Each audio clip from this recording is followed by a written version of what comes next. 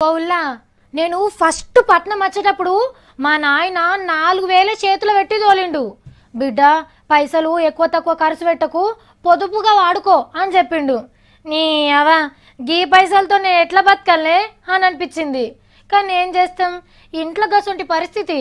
ఇక పట్నం వచ్చినాక ఓ పెద్దమని అడిగిన, అవ్వా ఓ 1000 రూపాయల లోపట ఏడన్నా నీళ్ళు కిరాయి దొరుకుతుందా అని.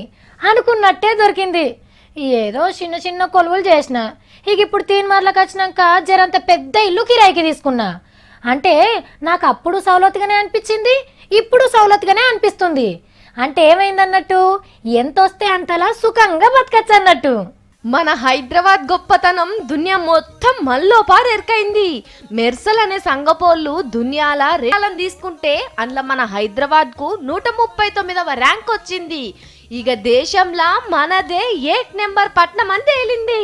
మస్తు డెవలప్ అయినాయి అనుకునే బొంబాయి, ఢిల్లీ, బెంగళూరు, కలకత్తా నగరాలు కూడా మన వెనకనే ఉన్నాయి. రాజకీయాలు, పండుగల పబ్బాలు, వైద్యం, చదువులు, కొలువులు, తిండి, ఇండ్ల కిరాయిలు, వస్తువుల రేట్లు, తిరిగే సౌలతులు, కాలుష్యం విషయాలను తీసుకొని ఈ సర్వే చేస్తే మనకు ఈ ర్యాంక్ వచ్చిందన్నట్టు.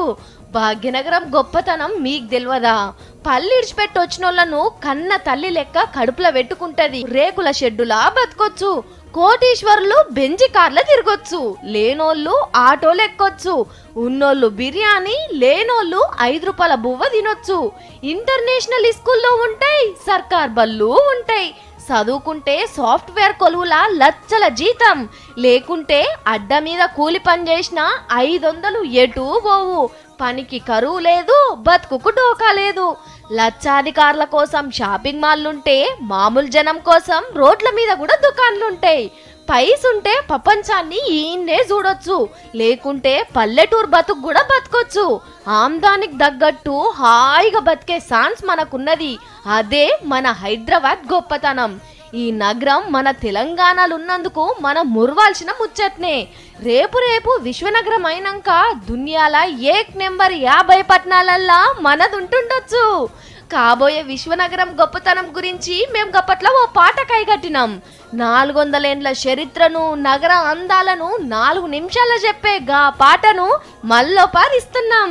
రంగు రంగులను రంగరించుకొని నింగి తారలను తలపించేలా ఇంద్రధనస్సు ఈర్షపడి